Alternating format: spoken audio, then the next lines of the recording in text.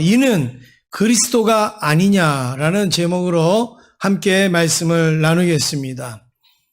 제가 중학교 때 그 학생 주보를 만들었습니다. 그래서 매주 우리 학생 예배 때 쓸 그 주보를 이렇게 만들었죠.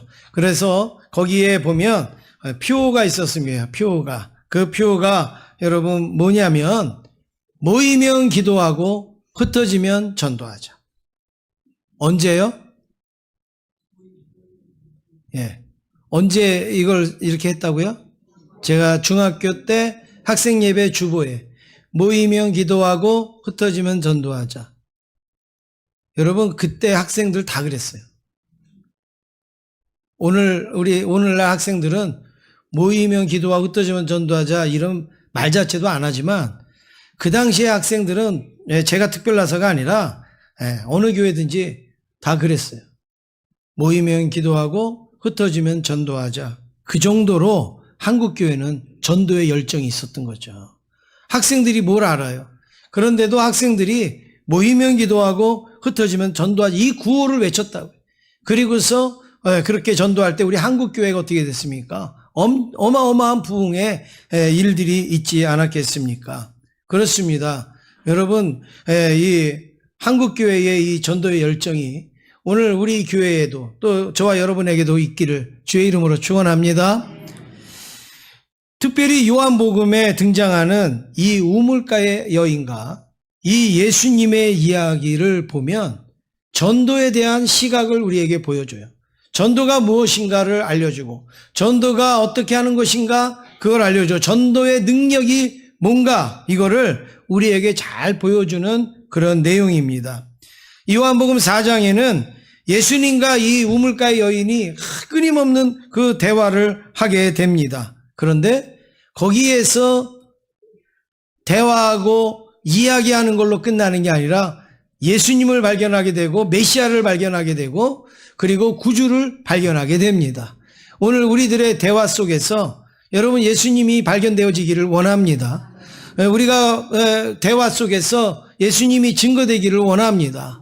많은 대화를 하는데 많은 이야기를 하는데 주님 하나도 없어요. 메시아 하나도 발견이 안 돼요. 주님의 뜻이 하나도 안 나타나요. 여러분 그게 무슨 대화겠습니까? 수다죠. 그건 수다.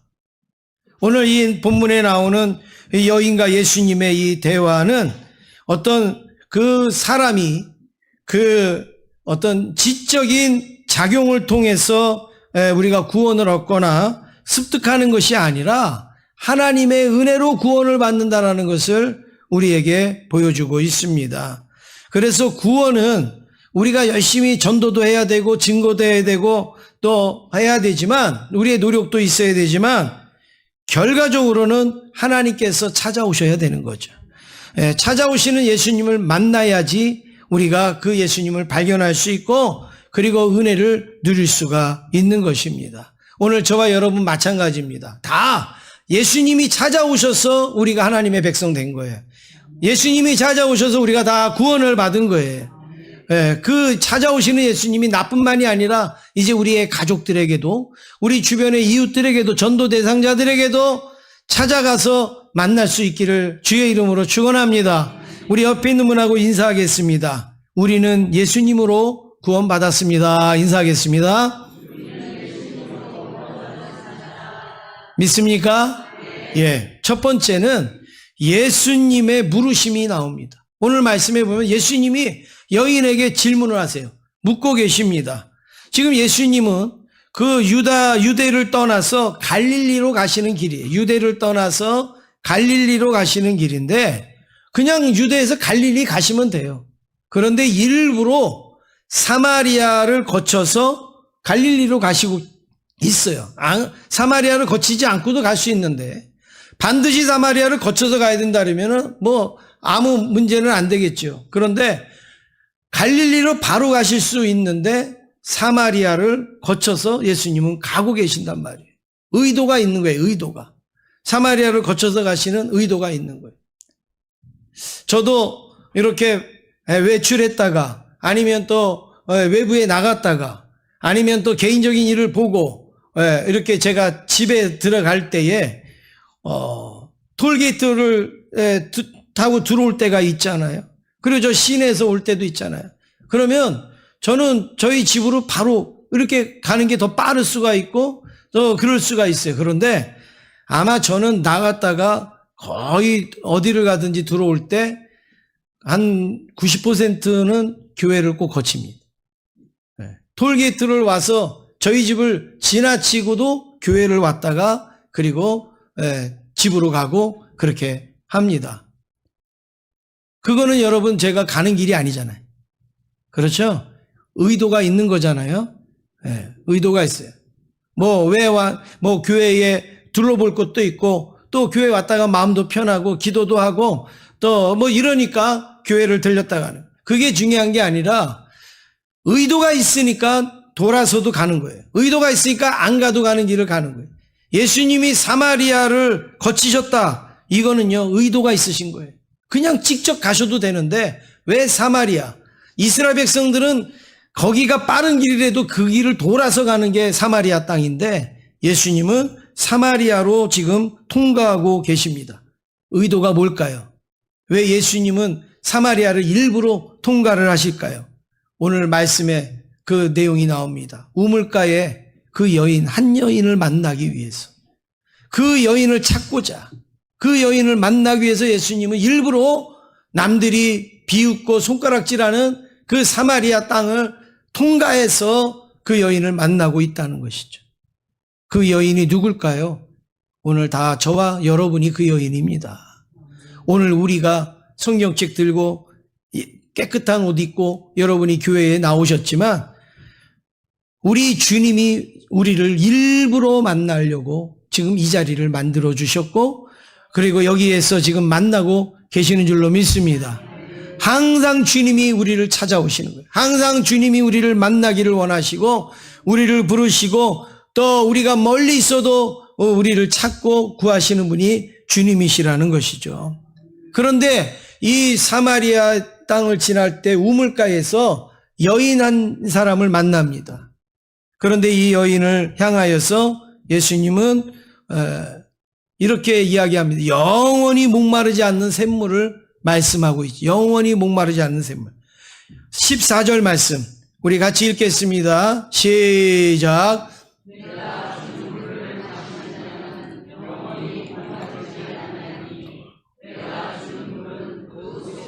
영생하도록 솟아나는 샘물이 되리라. 지금 예수님께서 뭘 말씀하고 계세요? 물을 말씀하고 계시죠. 물. 이 물은 영원히 목마르지 않는다. 이 물은 마시는 자는 영원히 목마르지 않는다. 그리고 영생하도록 솟아나는 샘물이 되리라고 말씀하셨습니다. 여러분 이 물은 물리적인 물을 말하는 게 아니에요. 우리가 마시는 물, 우리가 먹는 그 물을 말하는 게 아니라 정말로 우리의 영혼이 마르지 아니하고 우리의 영혼에 샘솟는 그런 물을 말씀하고 있는 거죠. 만약에 이 물이 물리적인 물이다. 그러면 여러분 어떻게 되겠어요? 교회가 물리적인 물을 준다. 그러면 어때요? 슈퍼마켓에서 데모가 나오겠죠. 우리는 뭘 먹고 사냐고. 교회에서 물을 주면 또 정수기 회사에서 난리가 치겠죠. 정수기 우리가 어떻게 팔고 사냐고. 그런 물리적인 물이 아니에요. 여기서 예수님은 이 여인이 실질적으로 지금 필요한 게 뭔지를 예수님은 알고 계신 거예요. 이 여인이 우물가에 왜 왔느냐? 물을 기르러 온 거죠. 그래서 이 여인에게는 이 물이 필요하다는 걸 예수님이 아시고 그리고 그 물에 대해서 지금 말씀을 하고 계시는 거예요. 물에 대해서. 그러면서 내가 영원히 목마르지 아니하는 물을 주겠다라고 말씀하는데 실질적인 물은 그 우물가의 물이지만 지금 예수님은 그거보다도 더 본질적인 물을 말씀하고 있는 거예요. 왜냐하면 여러분 이 여인이 지금 물이 필요해서 물을 기르러 왔지만 사실은 물을 기르러 온 이 장면을 보면 어때요? 이 여인에게는 물보다 더 필요한 게 있는 거예요. 물보다 더 본질적으로 갈급한 게 있는 것이죠. 그게 무엇인가 하면 이 여인이 예수님을 처음 만났을 때 예수님을 뭐라고 말씀합니까? 랍비라. 이렇게 부릅니다. 랍비. 랍비는 선생님이라는 뜻이에요. 선생님이라는 뜻인데 우리로 말할 때 가르치는 선생님 그런 분을 말하는 게 아니에요. 랍비는. 그냥 우리가 조금 어려운 사람 대하고 조금 존중해주고 이럴 때 우리는 뭐라고 얘기해요? 선생님 이러잖아요. 네, 선생님 어떻게 오셨어요? 선생님 뭐가 필요하세요? 이렇게 할 때 우리가 선생님 그러잖아요. 이 여인이 처음에 예수님을 만났을 때 그냥 랍비, 선생님 이렇게 불렀다라는 거예요. 그런데 이 대화가 끝나갈 때쯤 돼서 이 여인은 이렇게 얘기합니다. 도대체 그런 물이 어디에 있습니까? 그런 물이 있다면 나에게도 좀 주십시오. 이렇게 요청을 합니다. 다시 말해서 이제 처음에는 그냥 선생님으로 알고 이야기했는데 점점 이 여인이 예수님에 대해서 관심을 갖게 되고 그리고 예수님에게 뭔가 필요한 것을 구하고 지금 예수님을 찾고 있는 장면이 나오는 거죠. 그럴 때 예수님께서는요 아주 느닷없는 말씀을 하십니다. 16절 말씀 우리 같이 읽겠습니다. 시작. 이르시되 가서 내 남편을 불러오라. 지금 이 여인이 물을 좀 주십시오. 물을 어디서 얻을 수 있습니까? 그런 물을. 그랬는데 예수님은 정말로 엉뚱하게 네 남편을 불러와라. 네 남편을 데리고 오라. 이렇게 말씀을 하고 있습니다. 그러면 여러분 왜 예수님은 지금 물을 달라고 하는데 남편을 오라고 그럴까요? 남편이 있어야 물을 주겠다는 얘기예요? 아니면 남편이 와서 이거를 들고 가도록 남편을 데리고 오라는 이야기겠어요? 남편 없는 사람은 물을 안 주시겠다라는 그런 말씀이겠습니까? 전혀 문맥에도 맞지 않고 상황에도 맞지 아니하고 지금 물 얘기하고 있는데 물하고 남편하고 무슨 관계가 있냐 말이에요. 그런데 예수님께서는 남편을 데려오라고 했는데 왜 그랬을까? 이 여인의 실질적인 필요는 물이지만 근본적인 필요는 남편의 문제라는 거예요. 지금 실질적으로는 물이 지금 당장에 필요하지만 근본적인 문제, 이 여인의 근본적인 문제는 남편의 문제예요. 그걸 예수님이 지금 건들고 계시는 거예요. 그걸 예수님이 만지고 계시는 거죠. 우리가 가끔 그러지 않습니까? 정말 근본적인 내 문제가 있는데 이 근본적인 문제는 우리가 건드리지를 않고 자꾸 우리가 표면적인 거 그리고 현실적인 거 그리고 드러나는 걸 가지고 우리가 이유를 삼을 때가 굉장히 많지 않습니까? 부부간에 다툴 때도 여러분 뭐 말 한마디가 기분 나쁜 게 아니죠.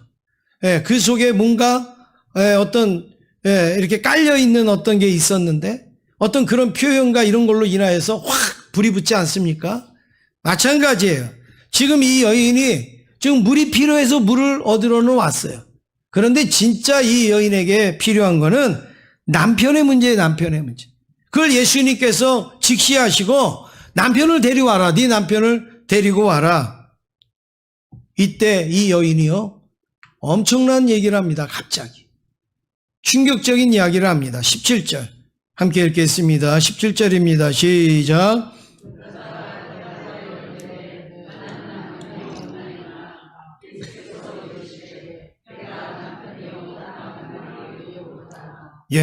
이 여인이 나는 남편이 없습니다. 나는 남편이 없습니다. 여러분 남편이 없습니다. 이렇게 말을 하는 그것만 딱 들으면 결혼을 안 한 거예요? 했는데 없다는 거예요? 여러분 한번 문맥을 잘 생각해 보세요. 남편을 데려와라. 그럼 결혼 안 한 사람은 뭐라고 얘기하겠어요? 저 결혼 안 했는데요? 이렇게 말할 거 아니에요. 그렇죠? 그런데 남편이 없는데요? 이거는 뭐예요? 결혼을 했는데 남편은 있는데 남편은 없다. 어떤 그런 뉘앙스가 지금 깔려 있지 않습니까? 그런 내용이 있잖아요. 그러니까는 남편이 없습니다. 이거는 내가 결혼 안 했는데 무슨 남편이, 이런 내용이 아니라는 거죠. 뭔가 그 안에 아주 복잡한, 남편이 없다고 하는 말 속에는 복잡한 그런 사연이 다 함축되어져 있는 거잖아요. 그런데 결과적으로 여러분, 이 여인은 남편이 있는 여인이에요, 없는 여인이에요? 이 여인은 남편이 있어요, 없어요? 예, 이 말씀을 여러분 처음 들어보시는 거예요? 들어보신 거예요? 처음 들어보셨어요? 예. 그럼 들어보신 분이 크게 대답을 해야 될 거 아니에요. 이 여인은 결과적으로 남편이 있습니까, 없습니까? 예? 없어요? 생각을 하고 대답을 하세요. 예, 생각을 하고. 예수님께서 이 여인에게 남편이 몇 있다고 그랬어요? 나중에 5 있다고 그러잖아요. 5. 예. 그러니까 남편이 있는 여인이에요. 그런데 지금 남편이 없다, 이렇게 얘기하는 거는 거짓말이기도 하고 숨기는 것일 수도 있고, 그리고 그 안에 여러 가지 사연과 그런 게 함축되어져 있다는 걸 우리가 알 수가 있는 거죠. 이럴 때 예수님께서 뭐라고 대답을 하셨는가? 18절 같이 읽겠습니다. 시작.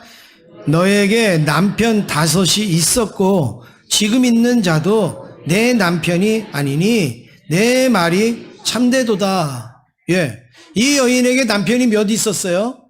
5 있었어요. 그리고 지금도 남편이라고 있어요. 있는데 남편이 아니다, 이런 거예요. 예. 남편이 있는데 남편이 아니다. 네 말이 참되다. 그러니까 실생활적으로는 남편이라는 사람은 있었던 거예요. 5, 6 있었던 거예요. 그런데 진정한 의미에서 남편이 아니라는 거예요. 다시 말하면 제대로 된 남편 하나도 너는 못 만났다, 이거예요. 일부 예배 드리니까 우리 여자분들이 전부 끄덕끄덕 그러셔요. 내 집 얘기하는 것 같다고, 뭐 이런 그런 표현 같아요. 여러분, 그건 못마땅하다라는 그런 내용이 아니에요. 뭐 남편하고 나하고 성격이 잘 안 맞고 뭐 어떤 그런 내용이 아니라, 지금 이 여인은요, 심각한 남편들을 만났다는 거예요. 정말 인생을 너무 괴롭게 하고 힘들게 만드는 남편들. 남들이 볼 땐 남편 같지만 올바른 남편은 하나도 없었다. 5도 그랬고 지금 남아있는 그 사람도 그랬다, 이거예요. 그런데 여러분, 이 말씀을 우리는 이렇게 많이 이해했습니다. 이 여인이 문란한 여인이다. 한 남자한테 만족 못하고 또 다른 남자, 또 다른 남자, 또 다른 남자, 5, 6 막 이렇게까지 가는 여인이다. 우리는 대부분 이렇게 말씀을 이해를 했어요. 아마 여러분들도 대부분 그렇게 이해를 하실 거예요. 그래서 이 여인은 아주 좀 방탕한 여인인데 그 여인을 예수님이 만나셔서 뭐 이렇게 한 걸로 우리는 생각하는데, 오늘 이 말씀은 약간 여러분 시각이 좀 다를 것입니다. 왜냐하면 지금 이 여인이 남편을 막 바꿨다는 거 아니에요. 이거는 오늘 우리 시대에 우리 사회에서나 통용될 수 있는 내용이에요.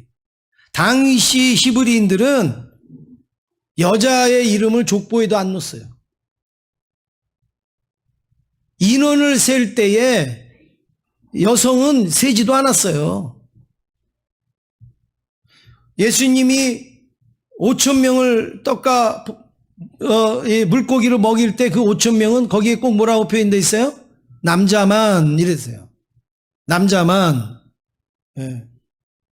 여러분, 우리 여자 성도님들 이름 불러드리는 것도 감사하시길 바랍니다. 예, 왜 안 나왔냐고 물어봐도 여러분 감사하시길 바랍니다. 예. 이 유대의 사회에서는요, 그런 존재감조차가 없었던 거예요. 남자가 여자를 선택하면 그냥 아내가 되는 거예요. 그냥 살아야 되는 거예요. 그런데 그런 사회에서 여자가 남자를 막 5씩, 6씩 이렇게 바꿨다고요? 여러분, 그럴 수가 없는 거예요. 이거는 우리 현실로 이해를 한 거지, 이들의 현실로는요, 그렇게 남편을 선택하고 그리고 갈아치우고 할 수 있는 권리와 권한이 여인들에게는 없습니다. 그러면 여러분, 이 여인이 남편이 5이 있다. 그러면 어떻게 그 5이 있겠는가? 문란한 건가? 그런 게 아니에요. 왜냐하면 이 여인은요, 예배에 대해서 목말라 하고 있고 나중에 보면 메시아에 대해서 갈급하고 있어요. 문란한 여인이 메시아에 대해서 갈급하고 예배에 대해서 갈급하겠어요? 문란한 여인이 그 예배가 관심이 있고 메시아에 대해서 무슨 관심이 있겠어요? 없죠. 맨날 하는 일이 그런데 여러분 뭐 거기에 거룩한 게 뭐가 있겠어요? 그런데 이 여인이 나중에 얘기하는 거 보면 예배가 정말 궁금하고 그리고 메시아가 정말 궁금한 거예요. 그런 걸 봤을 때 이 여인은 그 문란하지 않을 것이다 라는 생각이 드는 거예요. 그러면 여러분 이걸 어떻게 우리가 해석해야 되느냐 이거죠. 이 여인은 5 남자에게 버림받은 여인이에요. 이 남자가 와서 또 이렇게 하다가 버리고 또 다른 남자가 하다가 버리고 또 이렇게 살다가 버리고 하는, 그래서 지금 같이 살고 있는 남편도 예수님이 볼 때는 온전한 남편이 아니에요. 또 버림을 받을지 모르고 또 상처를 받을지 모르는 그러한 사람이란, 제대로 된 남편이 하나도 없었다. 이거를 지금 보여주고 있습니다.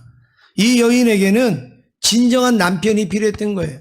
진정 자기를 사랑해주고 자기를 아껴주고 자기를 돌봐주는 그런 남편의 존재가 필요했던 것이죠.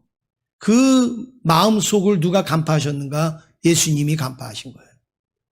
그래서 남편을 데리고 오라는 거예요. 너 남편 때문에 힘들지, 공허하지, 허전하지, 그리고 괴롭지.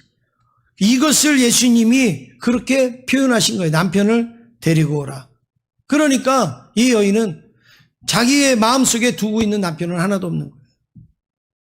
그래서 나는 남편이 없습니다. 이렇게 표현을 한 거죠. 예수님은 이 여인의 필요를 채우기 위하여서 사마리아로 가신 거예요. 그리고 이 여인을 만나 주신 겁니다. 오늘 이 자리에도 마찬가지입니다. 오늘 저에게 필요한 것을 주님께서는 주시려고 이 자리에 부르셨고, 여러분도 여러분에게 필요한 것을 채우시려고 이 자리에 부르신 줄로 믿습니다. 그냥 와서 예배 드리고 가는 게 아니에요. 여러분 예배 드리다가 보면 마음에 확 찔리는 것도 있고, 예배 드리시다가 보면은 마음에 막 이렇게 부담같이 오는 것도 있고, 뭔가가 이렇게 좀 신경 쓰이는 부분들이 있지 않습니까? 여러분 그거를 나쁘게 보시면 안 돼요. 그걸 기분 나쁘게 보시면 안 돼요. 예수님은 그것 때문에 우리를 만나기를 원하신 거예요. 그것을 해결해 주시기 위해서 오셨단 말이죠.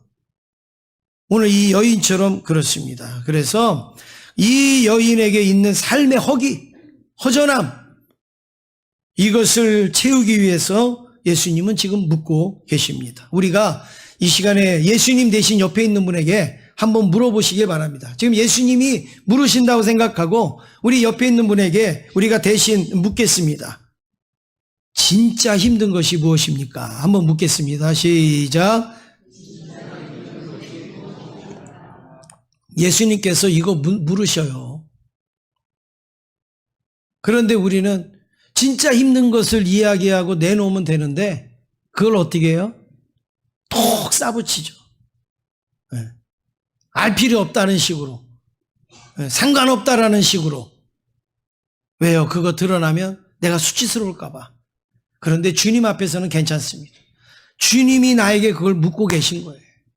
그럴 때 내가 그 주님께 내가 남편이 없습니다. 이 여인이 얼마나, 우리가 얼핏 보면 거짓말인 것 같지만 진짜 솔직한 말을 예수님께 하고 있지 않습니까? 두 번째는 이제는 여인이 묻습니다. 예수님에게 여인이 묻어요. 남편을 데려오라는 그 예수님의 질문에 여인이 묻습니다. 19절입니다. 시작.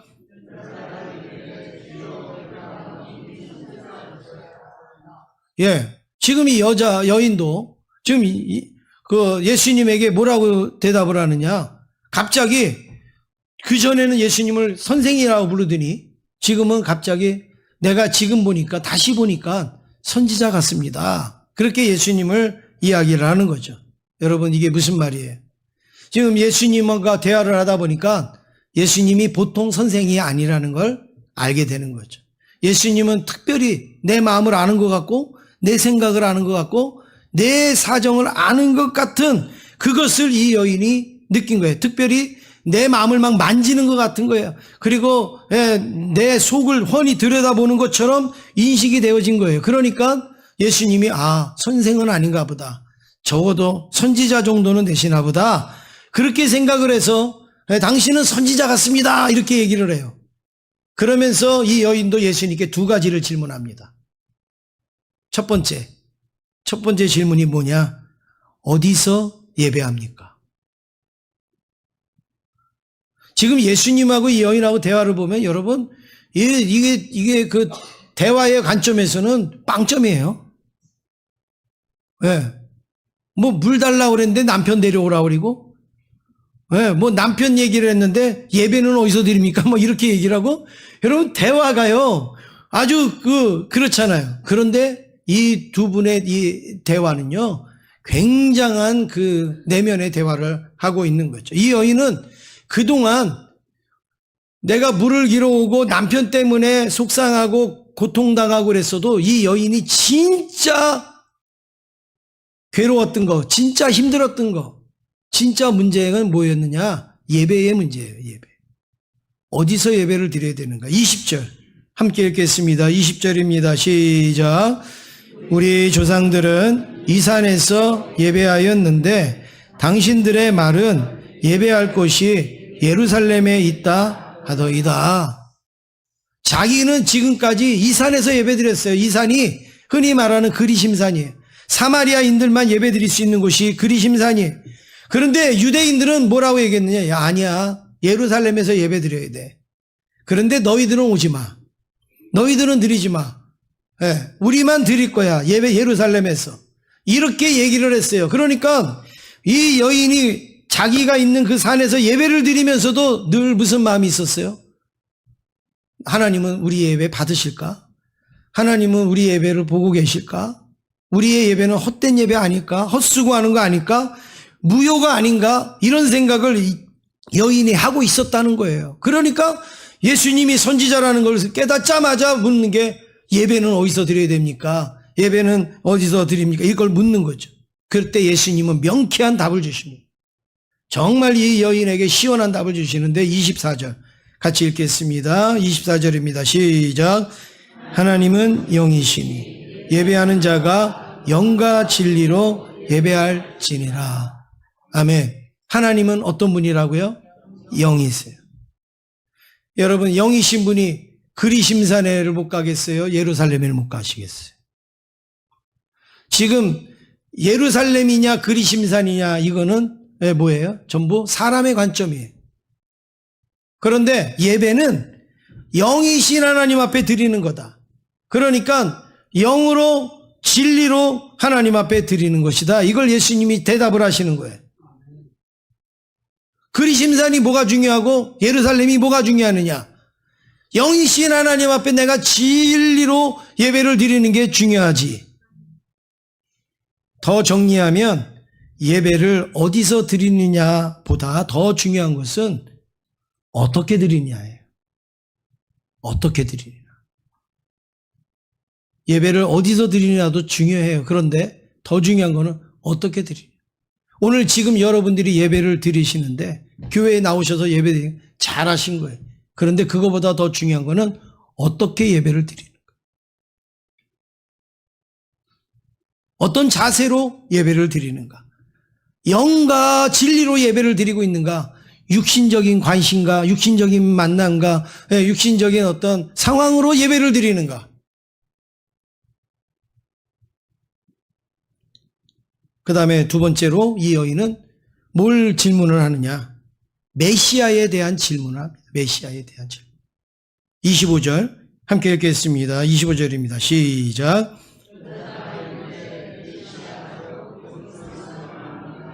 오실 줄을 내가 아노니 그가 오시면 모든 것을 우리에게 알려주시리이다.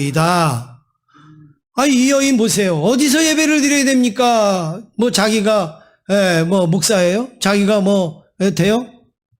우리가 알기로는 아주 문란한 여인으로 알았는데 어디서 예배에 관심이 있고 그 다음에는 메시아에 대해서 관심이잖아요. 메시아. 내가 메시아를 기다리고 있는데 그 메시아가 언제 오실지 나는 궁금합니다.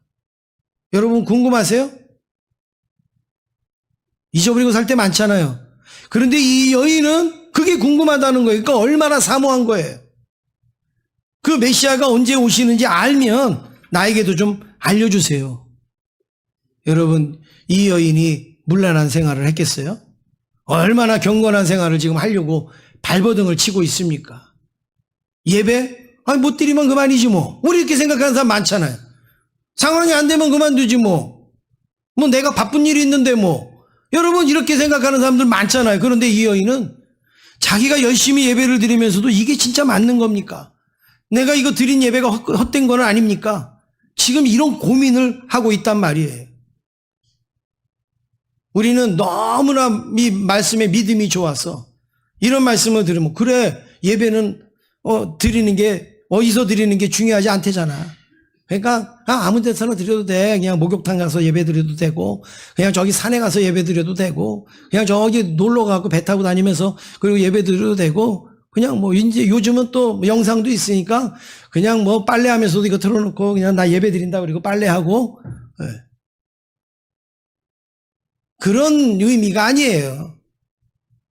지금 이 여인은 예루살렘에 가서 예배를 드리고 싶은데 드릴 수 없는 상황이에요. 그리심산에서도 예배를 드릴 수밖에 없는데 그거라도 하나님이 받으시는 예배만 좋겠는데 그거 안 받는다고 하니까 너무 속상한 거예요. 그래서 그렇게 얘기를 한 거지. 그냥 자유분방하게 예배를 드려도 괜찮죠? 지금 그런 질문을 하고 있는 게 아니에요. 여러분 그렇게 해석하시면 안 됩니다. 내가 군대에서 정말로 내가 예배 드릴 수 없는 그 철책을 지키는 가운데서 내가 예배를 드리고 싶어요. 지금 주일 11시가 됐는데 나 예배 못 드리고 나는 철책선을 지키고 있어요. 그때 내가 예배하는 마음으로 그 총을 들고 있을 때 하나님은 내 예배를 받으실까 안 받으실까? 여러분 이런 고민이 있잖아요. 지금 이 여인의 고민이 이런 고민이지. 내가 준비만 하면 예배 드릴 수 있고 내가 신만 신고 나오면 예배 드릴 수 있고 내가 차만 타면은 나와서 예배 드릴 수 있는데 다른 게 더 바빠갖고 다른 일에 더 내가 신경 써서 내가 예배를 못 드리면서 그래 예배는 어디서 드리는 거 상관없어 소용 아무렇게나 드려도 돼 그런 의미의 말씀이 결코 아니라는 거예요. 그러면서 이 여인은 메시아를 기다리고 있었다. 메시아. 주님을 만날 것을 기다리고 있었던 것이죠. 그런데 바로 그 주님이 뭐라고 대답하시는가? 26절 함께 읽겠습니다. 시작. 예수께서 이르시되 내게 말하는 내가 그라 하시니라. 할렐루야. 예수님이 뭐라고 말씀하세요? 네가 기다리던 메시아가 누구라고요? 나다. 그렇게 사모하던 그 예수님을 지금 눈앞에 그리고 지금 대화를 나누고 있습니다. 예수님 메시아를 기다리고 찾으면 반드시 만나게 될 줄로 믿습니다. 반드시 대면하게 되는 것이죠. 세 번째로 메시아를 발견한 여인, 이 예수님을 만난 여인, 이 여인의 행동을 보시면 28절 같이 읽겠습니다. 시작.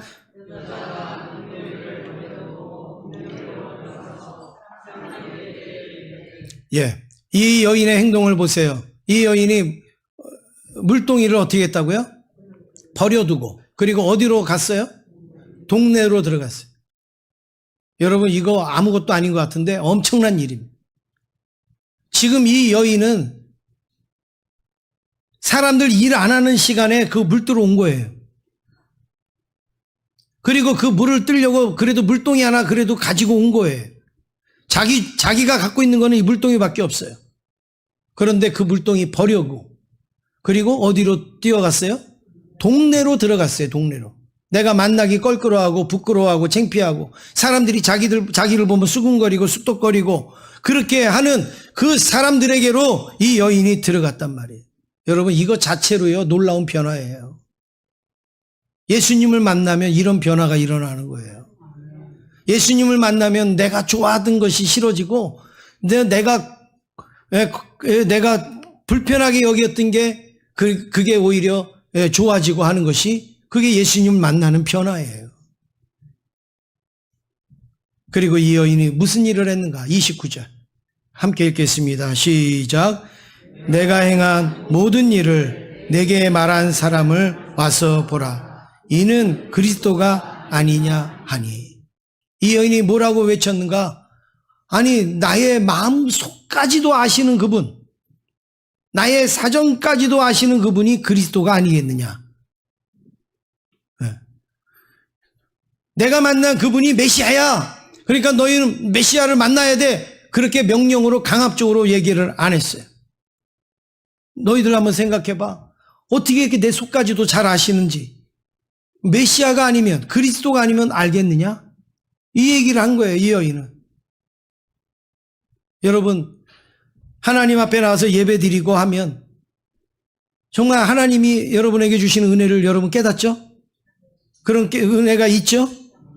전도는요, 그거 이야기하는 거예요. 나를 만나신 예수님을 내가 그냥 소개하는 거예요. 내가 그거를 전하는 거죠. 이 여인이 무슨 지식이 있겠어요? 무슨 말주변이 있겠어요? 아무것도 없어요. 신학적인 어떤 근거도 없어요. 그런데 이 여인은 자기가 경험한 예수, 자기가 만난 예수님, 그 예수님을 지금 그들에게 그냥 이야기하는 거예요. 내 사정을 알고 내 마음을 알고 나의 형편을 아시는 그분이 그리스도가 아니겠는가. 그러니까 그 예수님을 한번 만나봐라. 와봐라. 그 예수님을 한번 보자. 너희들의 마음도 그분이 만져주실 거야. 너희들의 그 형편도 그분이 아실 거야. 그분을 만나보자. 그분이 메시아야. 이런 마음으로 그리스도가 아니냐. 이렇게 이야기를 하고 있습니다. 여러분, 이게 뭐예요? 이게 전도예요. 이게 복음을 전하는 거예요. 우리 옆에 있는 분하고 인사하겠습니다. 예수님을 만나보세요. 인사하겠습니다. 이게 전도예요. 다른 게 없어요. 그러면 네 번째로 전도의 능력이 있습니다. 전도에는 능력이 있는데 30절 함께 읽겠습니다. 시작. 그들이 동네에서 나와 예수께로 오더라. 할렐루야. 그들이 동네에서 나와서, 그들이 누구예요? 이 여인의 이야기를 들은 사람들이 동네에서 나와서 누구에게로 왔다고요? 예수님에게. 이 여인이 거창하게 전도했습니까? 이 여인이 아주 조직적으로 그렇게 전도했습니까? 아니잖아요. 그런데 전도의 능력은 내가 만난 예수님을 소개하니까 그냥 나오는 거예요. 그냥 나오는 거예요. 그냥 찾아오는 거예요. 전도를 내가 하려니까는 힘들죠. 전도를 내 힘으로 하려니까 안 되죠. 내가 제대로 만난 예수님을 제대로 소개해 보시라고요. 나를 만져주시고 나를 변화주신 그 예수님을 그냥 그대로 증거해 보세요. 그러면 동네에서 나와 예수께로 나오는 놀라운 일들이 있게 될 줄로 믿습니다. 이 여인은 예수님에 대해서 안내자 역할을 한 거예요. 안내자 역할. 그런데 그 안내자의 역할을 통해서 누가 말씀하시는가? 예수님이 말씀하시고 예수님이 설득하니까 사람들이 믿고 구원을 받게 되는 겁니다. 예수님은 잃어버린 한 영혼을 찾으면 어때요? 막 기뻐하시잖아요. 그 잃어버린 양 하나를 찾으면 어깨에다 메고 막 기뻐하시잖아요. 왜 우리에게 전도하라고 하시는 줄 아세요? 그냥 예수님이 그냥 다 마음을 만져갖고 다 예수 믿게 하면 되잖아요. 얼마나 쉬워요. 그렇죠.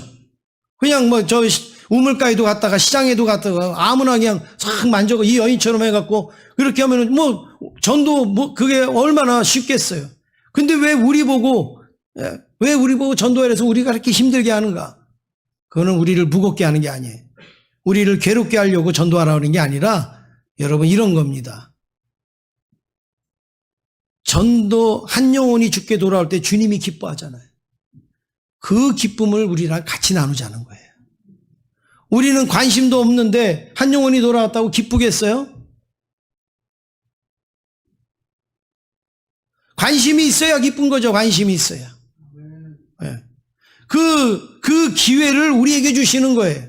영혼이 돌아오고 변화되어지고 구원받는 그 기쁨, 나만 기뻐하는 게 아니라 너희들도 전도에 동참했으니까 너희들도 함께 그 기쁨을 나누자.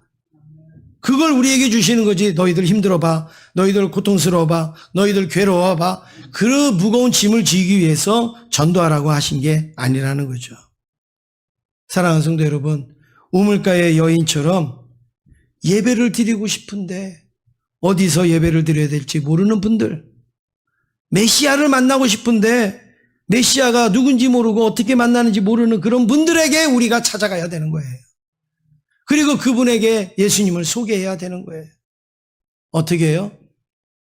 어려울 거 없습니다. 내가 만난 예수님, 내가 만난 경험한 예수님, 나에게 은혜를 주신 그 예수님을 하면서 이런 분이 그리스도가 아니겠느냐. 이렇게 소개하면 그 능력은 누가 주시는가? 하나님이 주시는 겁니다.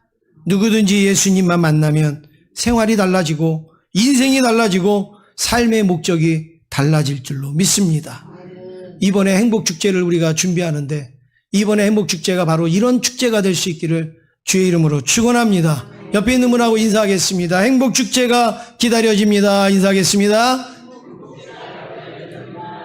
예, 여기에 아울러서 오늘 말씀은 여기까지인데 이번 주에 피지에서 우리가 여러분들이 선교하는 피지에서 선교 편지가 왔는데 아주 귀한 내용이 있어서 제가 조금 소개를 해드리면 그 피지에서는요 참 이렇게 얼마 되지 않지만 전도에서 예수 믿는 사람도 맨날 연락 오고 그리고 세례 줬다라는 내용도 나오고 그리고 이 세례 준 사람이 또 성장해갖고 교사가 됐다 또 아니면 리더가 됐다 그리고 나의 동역자가 됐다 이런 말씀을 많이 해주세요. 그런데 요번에는 어떤 노부부를 전도했대요. 전도해갖고 이분들이 교회를 열심히 잘 나오는데 이분들이 누구냐? 힌두 사원을 갖고 있는 분들이. 자기 집이 힌두 사원. 네. 그런데 이분들이요 나와서 예수 믿고 변화되면서 이거를 없애달라고. 이거 힌두 사원 우상을 없애겠다고 그랬다는 거예요. 그런데 자기들이 없애기는 좀 힘들었나 봐요. 그래서 선교사님 보고 선교사님 이거 없애주세요 그래갖고 선교사님이 망치로 두들겨 부시는 사진이 왔어요. 한번 보여드리겠습니다. 저게 그 집에 힌두 그 우상을 섬기는 그건데 지금 저런 데서 이제 하나 봐요. 근데 지금 선교사님이 지금 망치를 들고 저 단을 지금 부수는 장면이 이렇게 왔습니다. 여러분 놀랍지 않습니까? 평생 힌두 사원을 가지고 살았던 사람이 예수를 만나니까 저렇게 바뀌어요. 저렇게 달라져요. 이런 기대와 믿음을 가지시길 원합니다.